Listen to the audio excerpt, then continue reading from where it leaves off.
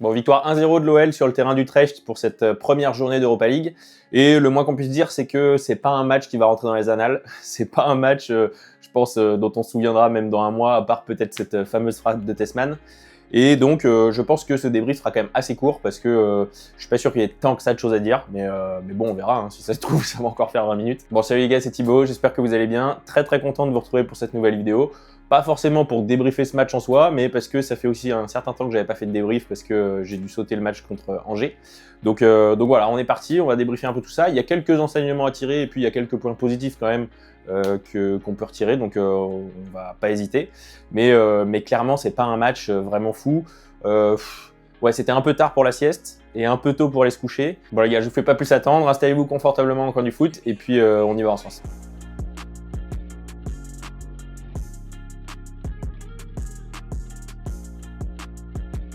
Bon, juste avant de commencer, comme d'hab, merci pour votre soutien les gars. Si vous n'êtes toujours pas abonné à la chaîne et que vous kiffez les vidéos au coin du foot et que vous avez envie de me soutenir, surtout n'hésitez pas à vous abonner. Et n'hésitez pas aussi à booster les vidéos quand vous les regardez parce que ça aide beaucoup au référencement, à la visibilité de la vidéo, mais aussi à la visibilité de la chaîne en général.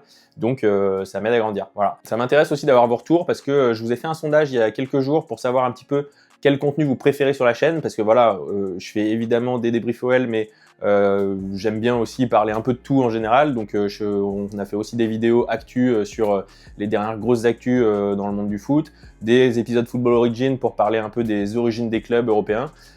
Et puis des points mercato qu'on a fait cet été, mais voilà, je voulais un peu avoir votre avis là-dessus, savoir quel contenu vous préfériez pour faire progresser un peu la chaîne et rediriger un peu le contenu en fonction de tout ça pour aussi vous proposer les choses les plus intéressantes possibles, quoi. Donc voilà, n'hésitez pas à me dire en commentaire un peu quel type de contenu vous préférez pour que j'essaye d'améliorer un peu tout ça et puis de faire progresser la chaîne. Bon, alors notre match d'hier, bon alors déjà niveau ambiance, je trouve que c'était assez marrant, c'était un peu l'ambiance du dimanche après-midi avec tes potes au terrain d'à côté là. C'était alors le stade est assez cool, je trouve. Il avait une bonne ambiance, un peu style British Championship, truc un peu comme ça. Bon, apparemment, c'était quand même assez rustre au niveau des vestiaires et tout. C'était un peu à l'ancienne. Il y a quelques joueurs qui ont fait des remarques comme ça. Et puis, ouais, tu sens, c'est un peu le match avec le stade où tu peux avoir un barbecue sur le banc à côté. Ça collait tout à fait en termes d'ambiance et en termes de match aussi. Je trouve que bon. Qualité technique n'était pas incroyable, il y avait beaucoup de physique, Utrecht mettait quand même beaucoup d'intensité, en tout cas sur le premier quart d'heure. Et après, derrière, ça allait pas beaucoup plus loin que ça. Mais sinon, à part ça, bon, assez content de retrouver un peu l'Europa League, mais c'est clair que ça fait quand même un gap monstrueux avec l'an dernier, parce qu'on a quitté l'Europa League, alors certes sur une énorme déception, mais avec quand même une équipe qui était vachement intéressante, qui avait beaucoup de créativité. On a quand même eu des gros matchs. Moi, je pense à l'Eintracht Francfort, je pense à évidemment United, même si ça n'a pas tourné de notre côté. Bon, là, c'était pas le même niveau.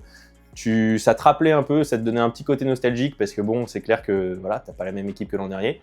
Et puis au niveau du match aussi, bon, ouais, c'était laborieux, c'était soporifique et ouais, il y a pas grand chose à se mettre sous la dent, quoi. Donc franchement, ça c'était un peu long, c'était un peu long. Voilà, bon, au niveau des compos, ce qu'on peut noter, c'est au niveau de l'OL, où il y a eu quand même pas mal de changements. Bon, déjà, il y avait Tolisso qui était suspendu, donc fallait apporter un nouvel élément au milieu.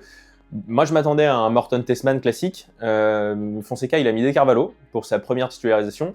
Et franchement, on va en reparler, mais super intéressant. Je suis très content de son match. Je trouve que c'est vraiment... Il apporte quelque chose et finalement, tu te dis que au milieu de terrain, tu peux aussi compter sur des jeunes comme ça. Donc ouais, super nouvelle. Super nouvelle. Bon, derrière, il y avait un changement, en fait, c'était Kluivert qui remplaçait Maitland-Niles. Alors je trouve que c'était quand même une bonne idée parce que bon, c'est un match, en plus c'était un peu un cadeau pour Kluivert parce qu'il a joué là-bas, mais c'est un match sur lequel c'est intéressant quand même de faire tourner AMN parce que il enchaîne les matchs et il n'a pas forcément moyen de tourner beaucoup, et puis il y a Lille qui se profile quand même dimanche, et donc voir Kluivert là dans cette position, ça pouvait être intéressant. Après bon, défenseur central là, tu sens que, bon déjà tu sens qu'il est limité, ça c'est sûr, mais tu sens aussi qu'il n'était pas à son poste. Latéral, bon ça le met pas forcément dans les meilleures conditions. Donc pareil, on va en reparler, mais en tout cas, c'était pas forcément glorieux. Et puis, tu avais une attaque Fofana, Satriano, Karabec. Bon, là-dessus, pas trop de turnover. J'en aurais peut-être fait un, mais bon, en même temps, faut peut-être pas dénaturer trop l'équipe. Donc voilà, c'était quand même assez cohérent. Il y avait un peu de changement, pas trop non plus. Et puis, surtout, pendant le match, Fonseca, il a fait pas mal de changements à la 60e, assez tôt. Donc voilà, au niveau, je trouve, de la fraîcheur d'effectif, je pense qu'on va arriver quand même dimanche face à Lille. avec voilà, une équipe assez cohérente, je pense, en termes de fraîcheur. Et ça, c'est quand même super intéressant parce que bon, c'est un match qui va quand même, je pense, assez intense. Au niveau de la compo d'Utrecht, c'était un 4-3-3 classique avec Haller qui était titulaire en pointe. Bon, sur le début de match, franchement, on pouvait un peu s'y attendre hein, quand même, mais bon, Utrecht, ils sont rentrés très très fort dans le match. Les 10-15 premières minutes, ils mettent beaucoup d'intensité, ils posent beaucoup de problèmes à Lyon. Lyon, franchement, peut pas poser le ballon. Il n'y a pas vraiment d'action qui sortent. Ils n'ont pas vraiment la possession. C'est Utrecht qui charge, qui récupère pas mal de ballons, qui attaque, qui a des corners, qui a des touches. Il y a quelques situations quand même un peu dangereuses. Ça commence pas si bien que ça pour l'OL. Ils sont un peu mis sous pression. Bon, ça aboutit pas à un but non plus, mais ouais, le début de match est un peu compliqué. Et puis en fait, ça tourne assez rapidement. À la 9e minute de jeu, il y a une action avec une tête de Karabec qui finalement rééquilibre un peu le débat. Et puis finalement, ça fait que Lyon va progressivement prendre un peu le jeu à son compte et va vraiment commencer à dominer le match entre, je dirais, entre la 10e et la 15e en gros. Et cette 9e minute d'ailleurs, cette action à la 9e minute, je trouve qu'elle est assez intéressante parce que c'est une situation de jeu qu'on a vue depuis le début de la saison, le début de la pré-saison même, de nombreuses fois, avec une combinaison côté gauche avec ce jeu en triangle entre, bah là c'est Satriano, Soulch et puis Fofana. Où voilà, on joue un peu en triangle pour lancer dans la profondeur Fofana qui va débouler à côté de la surface pour faire un centre. Et ça, on l'a vu de nombreuses fois et je trouve que c'est quand même à noter. J'en reparle assez souvent parce qu'en fait, bon, c'est pas non plus une combinaison dingue, c'est pas de la créativité incroyable, etc. Mais c'est une combinaison qui marche depuis le début de la saison et c'est un point fort parce que Fofana, en lancer en profondeur, c'est hyper intéressant pour l'équipe. Donc je trouve qu'il faut vraiment capitaliser là-dessus et c'est intéressant à noter que ça continue de se reproduire parce que je trouve que c'est vraiment les actions finalement sur lesquelles on est potentiellement le plus dangereux à chaque fois. Donc ouais, faut persévérer là-dessus. Et ouais, du coup, c'est cette action qui rééquilibre un peu le débat. Derrière, l'OL va dominer. Il n'y a pas non plus 36 occasions. Hein. Franchement, en fait, à part la frappe de Tessman, franchement, j'ai pas énormément d'occasions à vous donner. Puis la frappe de Tessman, elle est en deuxième mi-temps. Hein. La première mi-temps, franchement, ouais, c'est long, c'est compliqué. Alors, l'OL est solide, hein, ça domine un petit peu, sans forcément se créer d'occasion. C'est assez timide. C'est scolaire, voilà, c'est scolaire, c'est ce qu'on a déjà dit sur quelques matchs précédents, mais là vraiment, il n'y a pas grand-chose à dire de plus. Hein. Bon, il y a encore cette organisation classique avec les 3 relanceurs, le carré au milieu, les 2 ailiers excentrés avec côté gauche, c'est plutôt Fofana qui colle la ligne et puis Tagliafico qui rentre à l'intérieur. Et puis côté droit, c'est plutôt Kluivert qui va coller la ligne et puis Karabec qui va rentrer à l'intérieur. Mais ouais, bon, là-dessus, ok, ça respecte bien le plan de jeu, mais ça en dévie pas trop. Et franchement, ouais, il n'y a pas grand-chose à dire de plus. Hein. Ça joue tranquillement. Il n'y a pas forcément d'intensité qui est mise. Les passes sont pas vraiment claquées. Il n'y a pas de profondeur qui est trouvée. Il n'y a pas trop de variation de jeu. Donc voilà, ça te fait dire que quand tu as quand même un peu l'équipe qui tourne, ouais, c'est compliqué. C'est compliqué. Et puis il y a aussi un point sur Satriano, parce que je trouve qu'en fait, depuis qu'il est rentré dans l'équipe, alors il apporte certaines choses quand même sur les phases de jeu, notamment de la présence en tête dans la surface, mais je trouve que sur l'animation offensive, ça colle quand même moins bien que quand on n'avait pas de neuf finalement. Je trouve que c'est moins fluide, c'est moins varié. Et donc à voir. Je pense pas qu'il sera titulaire de toute façon contre Lille parce que bon, il a quand même enchaîné 2 matchs là, entre Angers et Utrecht. Et il n'a pas quand même un rythme de fou pour l'instant. Donc le faire jouer 2 matchs complet, je pense pas qu'il joue contre Lille, en tout cas pas en titulaire. On verra. Je pense que Lille, on va repartir sur une animation sans neuf.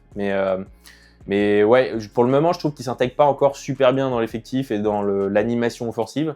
Donc ouais, à surveiller. Bon, la deuxième mi-temps, c'est un peu mieux. L'OL rentre vraiment mieux dans sa deuxième période. Il y a plus d'intensité, il y a plus de variation, il y a de la profondeur qui est trouvée. Et tu sens que Utrecht est un peu mis à mal. Bon, c'est pas la folie non plus. Hein. De toute façon, ce match, clairement, ouais, c'est...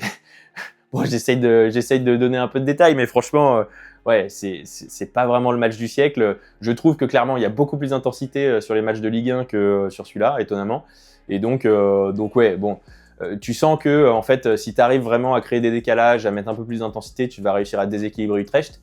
Mais c'est quand même assez poussif et compliqué du côté de l'OL, donc en fait, ça s'enflamme pas. Mais voilà, à la 60e, il y a quand même un truc intéressant, c'est que Fonseca, 64e, je crois, Fonseca, il fait 4 changements d'un coup. Avec en rentrant Ghezal, AMN, Tessman et puis Moreira. Et bah déjà, c'est beaucoup de changements très tôt. Ça arrive pas si souvent du côté de Fonseca. Tu sens que là, il tente vraiment un truc. Je pense qu'il essayait surtout de faire souffler son équipe en sortant Fofana pour le préserver pour dimanche. Voilà, en faisant un peu de rotation pour avoir un effectif plus ou moins frais pour dimanche. Bon, ça a très bien fonctionné parce qu'en plus tu repars avec les 3 points et la victoire, donc super intéressant. Mais en plus, je trouve que les 4 rentrants, bon, toujours pareil, hein, match pas ouf, c'est pas la folie, mais à ce niveau-là, bah, en fait, ils font quand même la diff et tu vois que sur l'action du but, en fait, les 4 ils sont impliqués parce que c'est AMN qui fait la passe en profondeur pour Moreira qui arrive à percuter. Moreira qui fait le centre, c'est Ghezal qui contrôle et Tessman qui tire.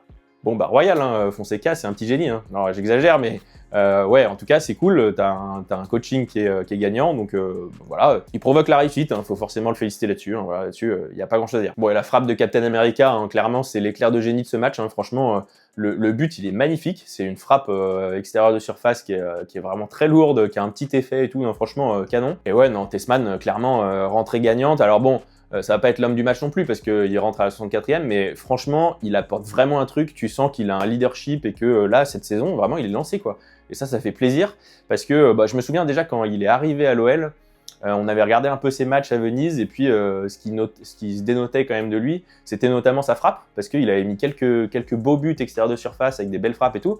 Et franchement, on l'attendait toujours. Hein. La saison dernière, on en a peut-être vu une, je sais plus contre quelle équipe, mais j'ai un but en tête. Mais sinon, franchement, assez peu. Et là, je trouve que bah, déjà cette saison, avec Morton, vraiment, il a pris de l'épaisseur, il a pris du galon, et tu sens qu'il fait partie un peu des leaders de l'équipe finalement. Et puis ouais, offensivement, bah, là, il se lâche. Hein, 2 buts sur 2 matchs. Puis bon, c'est quand même là, la frappe, elle est quand même assez incroyable. Donc ouais, ça fait plaisir. Ça fait plaisir. Je suis content parce que ouais, Tessman, j'avoue que sur la saison dernière, j'avais quand même un peu de doute. Et même là, pendant la pré-saison, hein, sur la période de mercato, bon, on le voyait pas forcément titu, ou alors on le voyait titu faute d'autres solutions, mais c'était pas forcément le joueur sur lequel on comptait. On pensait avoir vu un peu son niveau plafond. Et en fait, ouais, il est assez surprenant, je trouve, sur ce début de saison, et il est en forme.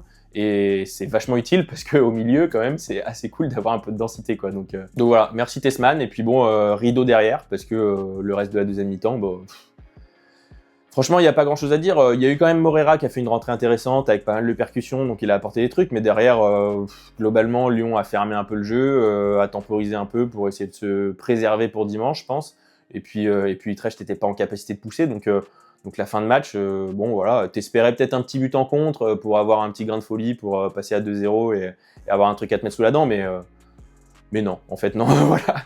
Donc voilà, bon le match en gros ça se résume un peu à la frappe de Tessman et puis au fait que bah, Fonseca a pas mal fait tourner pour dimanche et que bah voilà c'est un match en tout cas d'un point de vue comptable qui est parfait, tu te lances bien sur l'Europa League, tu fais tourner l'effectif donc voilà c'est pas trop prenant, c'est pas trop engageant.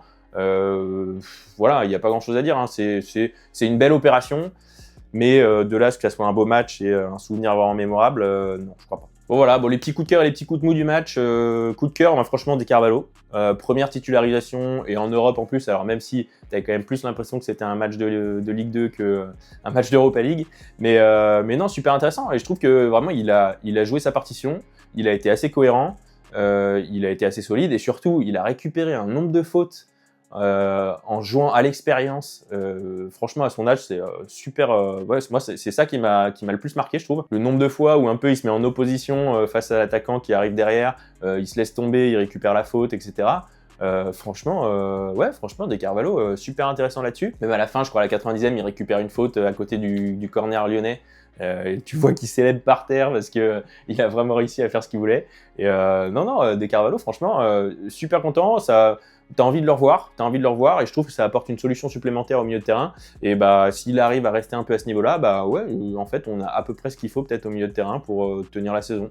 Donc on va voir, c'est cool, franchement c'est cool. D'autres coups de cœur, bon c'est Captain America, Tessman, on en a déjà parlé, mais ouais franchement il fait une super rentrée et je trouve qu'il est vraiment en forme en ce moment et va falloir en profiter parce que je pense pas qu'il va faire ça toute la saison, ou en tout cas s'il fait ça toute la saison royale, hein, je pense qu'on pourra le vendre et faire une belle plus-value et ça sera une belle histoire, on se serre à la main, hein. Mais non, bon, voilà, Tessman, moi, c'est pas le joueur qui me fait rêver, mais honnêtement, je trouve que là, il est super cohérent en ce moment et ça fait plaisir et je trouve qu'on peut vraiment compter sur lui et faut le noter parce que avoir entre guillemets taulier au milieu de terrain, c'est précieux en ce moment. Donc ouais, voilà, chapeau à lui, c'est tout. Puis dernier coup de cœur, c'est Fonseca, hein, parce que je trouve qu'il a globalement tout bon sur ce match-là. Bon, il n'y a pas non plus des trucs dingues qu'il a fait, hein, mais le coup de changement direct, 4 joueurs d'un coup à la 60e, je trouve que voilà, c'était à tenter, parce que je trouve que c'était le match sur lequel tu pouvais faire tourner. Et puis ça s'avère payant, donc voilà, c'est pour lui, c'est tout. Hein, c'est comme ça. Hein, quand il fait des mauvais choix, faut le dire. Quand il fait des bons choix, c'est pour lui aussi. Bon, il se prend quand même un carton jaune au début. Tu sens qu'il avait plus trop l'habitude d'être sur le banc. Il était un peu nerveux. C'est Tagliafico qui doit le calmer, etc. Mais sinon, non, Fonseca, voilà, bon match. Très bien. Au niveau des petits coups de mou, moi, il y a Pavel Schulz, un petit peu déçu de son match. Surtout que là, il était titulaire. J'espérais un peu qu'il prenne un peu les choses en main. Il est un peu timide sur ce début de saison, je trouve. Je suis un peu déçu parce que moi, c'est un peu le mec que j'ai envie d'aimer. Franchement, c'est un peu le mec, j'ai envie que ce soit mon chouchou. J'aime beaucoup la mentalité. J'aime beaucoup le fait que voilà, ce soit pas un génie technique, mais bon, il a quand même ce qu'il faut. Mais que surtout, ça soit un peu un chien fou qui veut tout le temps se démener, qui veut tout le temps essayer de récupérer le ballon, etc. Et là, je trouvais que sur ce match-là, bon, un peu timide. Il n'a pas forcément fait ça. Je l'ai pas trop vu vraiment aller chercher très haut, aller récupérer le ballon, aller faire des percussions, même si c'est un peu aléatoire techniquement, qui apporte quand même quelque chose. Et ouais, donc un peu déçu là-dessus. J'espère qu'il va réussir un peu à s'intégrer dans cette équipe, parce que je trouve qu'il est encore un peu en demi-teinte. Et j'ai vraiment envie d'avoir un Schulz qui soit pleinement intégré dans l'équipe, parce que je trouve que c'est le type de joueur, en tout cas, voilà, s'il nous sort un peu des passes décisives, des buts, comme on a pu en voir du côté de Pilsen, un peu toujours à l'arrache, mais toujours présent, et puis finalement ça stat. Ouais, moi j'ai envie de voir ça hein, à Lyon. Donc ouais, faut que ça progresse un peu là-dessus. Ouais. Puis l'autre joueur, c'était Kluivert. Première titularisation, j'avais envie un peu de voir ça. Alors après, je pense que le fait qu'il soit pas à son poste latéral droit, clairement, ça l'aide pas du tout. Mais ouais, il y a des limites. Hein. Il y a des limites quand même. Il est tout le temps en retard, anticipation, les contrôles de balles, les passes, c'était un peu léger, c'était pas toujours appuyé. Il y a des moments où la balle lui arrive, il l'attend vraiment, du coup, tu as un joueur d'Utrecht qui la prend entre-temps. C'était un petit peu nonchalant là-dessus. Après, il se récupérait bien sur la vitesse, parce que finalement, il arrivait toujours à rattraper un peu son retard et à se replacer. Donc, ok. Mais ouais, non, il y a quand même des limites sur Kluivert. Et bon, j'ai envie de le voir quand même en défense centrale pour voir, mais ouais, c'est léger, c'est un peu léger. C'est un peu léger. Après, pour faire tourner AMN, peut-être. Ouais, peut-être qu'on peut voir Barisic aussi. Mais puis l'autre coup de mou, c'est le trio offensif. Fofana, Satriano, Karabec. Bon, franchement léger, il n'y a pas grand-chose à se mettre sous la dent. Fofana fait pas de différence. Il a même pas un ballon, je crois, dans la surface de réparation. Donc franchement, ouais, pas un super match. Il n'arrive pas vraiment à déborder, à amener de la profondeur et tout. Donc bon, là-dessus, vraiment dommage. Karabec, on l'a pas vu du match. Il fait une tête à la 9e, mais sinon, j'ai rien en tête. Et puis Satriano, c'est pareil, un peu invisible, pas très utile en pivot, pas très utile dans la profondeur, pas très utile dans la construction du jeu, pas très présent dans la surface. Satriano, j'en ai déjà parlé juste avant, mais ouais, je trouve que dans l'animation offensive, il y a un truc qui me gêne un peu. Alors après, peut-être que c'est parce qu'il n'a pas encore le rythme et que du coup, il peut pas tout apporter vraiment comme il devrait. Mais pour le moment, c'est pas une franche réussite. Voilà les gars, globalement, un match dont on se souviendra vraiment pas, je pense. Mais en tout cas, un bon match de préparation en vue du match de Lille, parce que je trouve qu'on a bien fait tourner, on a les 3 points, voilà, on s'est pas trop fatigué. Donc voilà, il y a tout ce qu'il faut, il n'y a pas de blessés, etc. Donc on va pouvoir aborder le match de Lille un peu de la meilleure des manières. Après, bon, il y a quand même un petit déplacement à refaire pour retourner à Lyon, alors que Lille a joué à domicile hier. Mais voilà, ça c'était prévu. Mais ouais, de ce point de vue-là, je trouve que c'est nickel. Après, du point de vue du match, pas grand-chose de plus à dire. Voilà, c'est ça. Bon les gars, j'espère que vous avez kiffé cette vidéo. N'hésitez pas à me dire un peu en commentaire ce que vous avez pensé du match et les points positifs que vous pouvez retirer. Moi, je suis toujours plutôt concentré sur les points positifs, mais évidemment, on peut parler des points négatifs, il n'y a pas de souci. Et puis pour le reste, écoutez, je vous dis portez-vous bien, bonne fin de semaine à tous, et puis à très vite. Allez, ciao.